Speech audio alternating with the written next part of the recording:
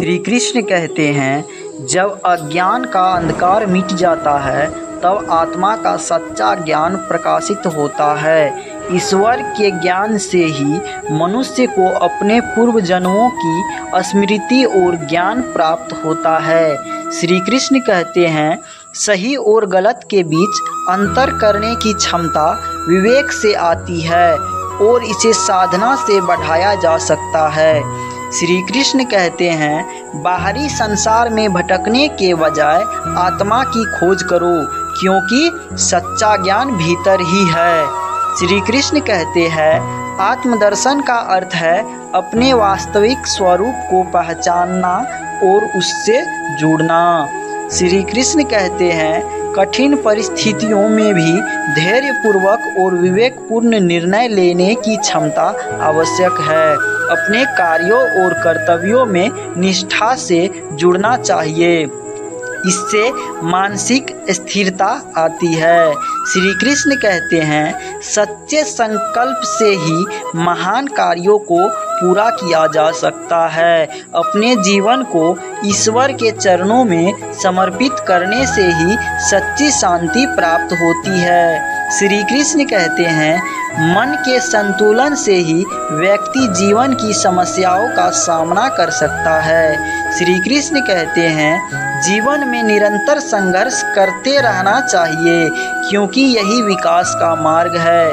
अपने जीवन का उद्देश्य पहचानना ही सफलता का प्रथम चरण है।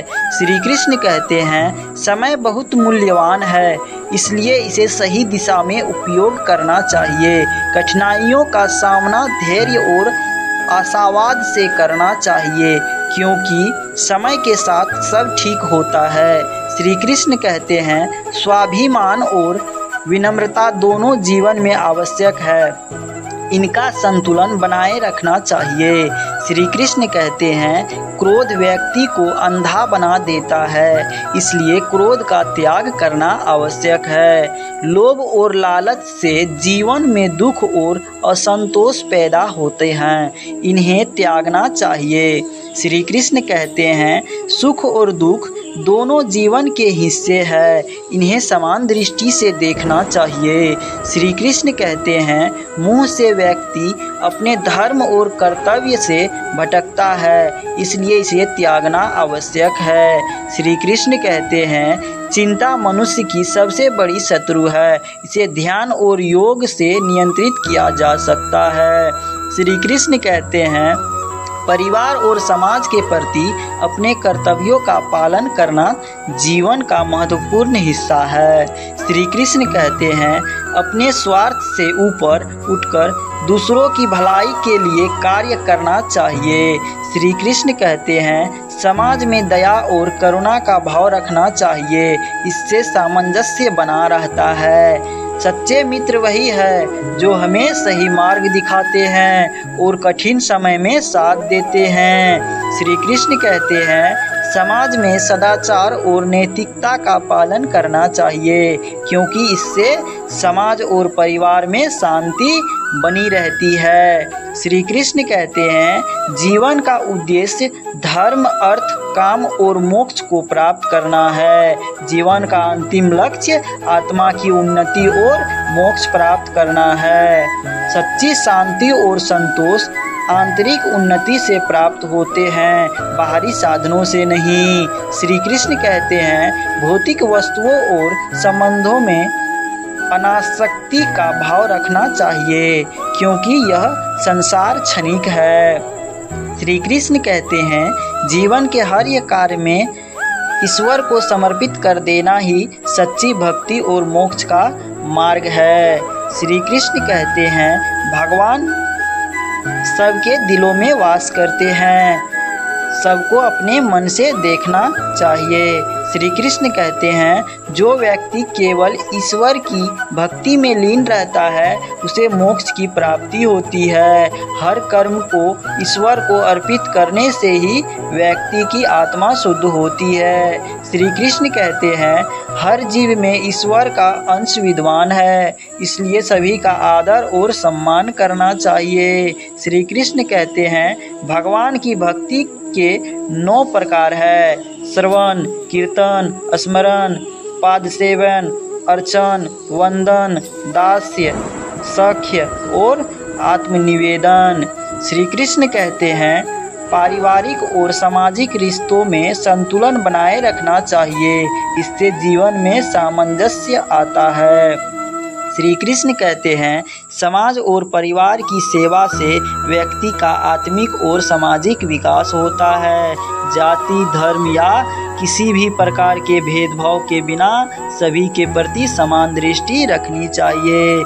श्री कृष्ण कहते हैं समाज में सभी को सहयोग की भावना से जीना चाहिए, क्योंकि एक दूसरे की मदद से ही प्रगति संभव है। श्री कृष्ण कहते हैं दूसरों की गलतियों को माफ़ करना और स्वयं को अहंकार से दूर रखना चाहिए। श्री कृष्ण कहते हैं सुख और दुख दोनों ही जीवन के अस्थायी हिस्से हैं, इनसे प्रभावित हुए बिना जीवन जीना चाहिए। श्री कृष्ण कहते हैं यह संसार माया का खेल है, इसे समझने से ही व्यक्ति जीवन की सच्चाई को जान सकता है। श्री कृष्ण कहते हैं हमारे दुखों का मुख्य कारण अज्ञानता है और इसका समाधान केवल सच्चे ज्ञान में है। असली सुख आत्मिक शांति में है, भौतिक वस्तु में नहीं। श्री कृष्ण कहते हैं हर परिस्थिति में संतुलित दृष्टिकोण अपनाने से ही जीवन में स्थिरता और शांति प्राप्त होती है। ध्यान और साधना से ही मन की शांति प्राप्त की जा सकती है। श्री कृष्ण कहते हैं इंद्रियों को संयम में रखना आवश्यक है, क्योंकि ये मनुष्य को भटकने का कार्य कराती है। श्री कृष्ण कहते हैं अंतर स्मरण की शक्ति को पहचान कर और नियंत्रित करके व्यक्ति जीवन की हर कठिनाई का सामना कर सकता है। श्री कृष्ण कहते हैं मनुष्य को अपनी इच्छाओं पर नियंत्रण रखना चाहिए, क्योंकि अनियंत्रित इच्छाएं दुख का कारण बनती है। श्री कृष्ण कहते हैं जिस व्यक्ति का मन हर परिस्थिति में स्थिर रहता है वह जीवन की हर चुनौती का सामना कर सकता है। श्री कृष्ण कहते हैं जीवन का मुख्य उद्देश्य आत्मिक जागृति प्राप्त करना है, जो हमें ईश्वर से जोड़ती है। श्री कृष्ण कहते हैं आत्मा को पहचान कर ही मनुष्य जीवन की सच्ची दिशा में आगे बढ़ सकता है। श्री कृष्ण कहते हैं सांसारिक बंधनों से मुक्त होकर वैराग्य का अभ्यास करना ही जीवन की सच्ची प्राप्ति है। श्री कृष्ण कहते हैं नियमित ध्यान और साधना से ही आध्यात्मिक विकास संभव है। श्री कृष्ण कहते हैं आत्मा की शुद्धि से ही व्यक्ति मोक्ष प्राप्त कर सकता है और यह केवल भक्ति, कर्म और ध्यान से संभव है। श्री कृष्ण कहते हैं हर कार्य विवेकपूर्ण तरीके से करना चाहिए, जिससे जीवन में स्थिरता और सफलता प्राप्त होती है। श्री कृष्ण कहते हैं जीवन की कठिनाइयाँ का सामना धैर्य और साहस से करना चाहिए, तभी व्यक्ति विजय प्राप्त कर सकता है। श्री कृष्ण कहते हैं परिस्थितियों में समझदारी से निर्णय लेने से ही सफलता मिलती है। सफलता पाने के लिए दृढ़ निश्चय और स्मरण की आवश्यकता होती है। श्री कृष्ण कहते हैं जीवन में कई बार ये धैर्य की परीक्षा होती है, लेकिन इसे पास करने से ही सफलता प्राप्त होती है।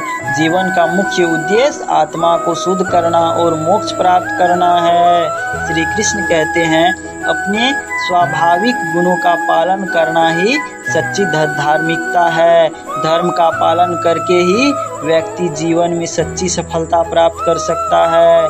श्री कृष्ण कहते हैं सच्चा आनंद आत्मा की शांति और संतुष्टि में है, बाहरी वस्तुओं में नहीं। भगवत गीता हमें जीवन का सही मार्ग दिखाती है, जिसमें ज्ञान, भक्ति और कर्म का संतुलन होता है।